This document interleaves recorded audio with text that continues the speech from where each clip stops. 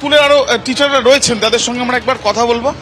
Madam madam বলছি, এই যে সমস্ত পরিস্থিতি তৈরি হলো, গার্জিয়ানদের তরফ থেকে বলা হচ্ছে যে অ্যাম্বুলেন্স ছিল না, অ্যাম্বুলেন্সের ফি তারা দেন, ফার্স্ট এড বক্স ওটা খোলা যাচ্ছে না। এটা ফার্স্ট এড বক্স নয়, ফার্স্ট এড 6 তলায় আছে, এগুলো ছিল, সব ছিল, সেই ব্যবস্থা করা হয়েছিল যখন। হ্যাঁ। কিভাবে এই ঘটনাটা ঘটলো? যেহেতু রক্তপাত দেখেছি আমরা সঙ্গে সঙ্গে এনজি মেডিকেলে নিয়ে গেছি। ফার্স্ট এড এখানে আর দিইনি, আমরা দেবার চেষ্টাই করিনি, কিন্তু আমাদের পুরো ফার্স্ট এড 601 মেডিকেল রুমে আছে এবং নার্সও আছে। হ্যাঁ, অ্যাম্বুলেন্সের ছেলেটি হঠাৎ অসুস্থ হয়ে পড়েছিল, সেটা অন্য কথা। একটু আগে একজন জানাচ্ছিলেন যান্ত্রিক ত্রুটি হয়েছিল। কোথায় যান্ত্রিক ত্রুটি?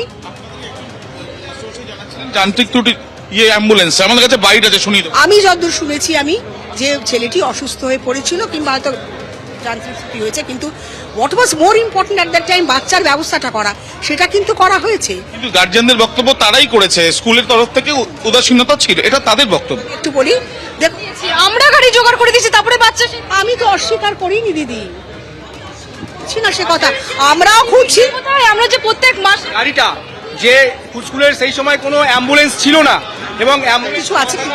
দেখুন, ব্যাপারটা হচ্ছে যেহেতু অ্যাম্বুলেন্সটা আসতে দেরি হয়েছে, ওনারা আমাদের সাহায্য করেছেন গাড়িটা পেতে, বুঝতে পেরেছেন? আর পাশেই নার্সিং হোম, আমরা তো ভেটে নিয়ে চলে। কজন আহত?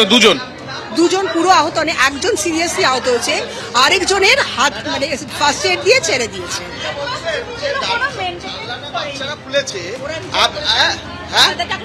তাহলে বাচ্চাদের ডাকুন, কারণ বাচ্চারা তো এখানে ছিল, বাচ্চারা তো এখানে ছিল।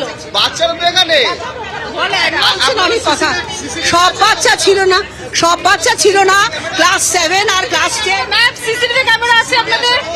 সিসিটিভি ক্যামেরা আছে? হ্যাঁ, সেটা প্রুফ হবে। সিসিটিভি ক্যামেরা তো আমরা দেখতে চাই, যে বাচ্চা খুলেছে আমরা দেখবো। দেখতেই পারেন। ক্লাসে তখন পেয়ার লাইন দাঁড় করানো হয়েছে সবে, তখনই ওটা ওই মানে অ্যাক্সিডেন্ট বলি, ক্লাস 7 আর ক্লাস 10 এরা ওপরে উঠে গিয়েছিল, আর ক্লাস 8 আর ক্লাস 9 এরা নিচে ছিল। এরা প্রেয়ার করছিল, ওপরে গিয়ে ওরা জানলা খোলার চেষ্টা করেছিল, একটু জোর দিয়ে ওরা নিজেরাই সেটা বলেছে।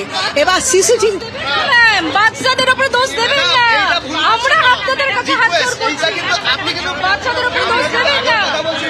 ভুল করছেন। আপনি অরিজিৎ স্যারকে বলুন আসতে, আমাদের একটাই দাবি। আপনাদের মেইনটেনেন্সের দোষেই কিন্তু এটা হয়েছে। আসবে, দাঁড়ান ম্যাডাম, কতক্ষণ পর? এক মিনিট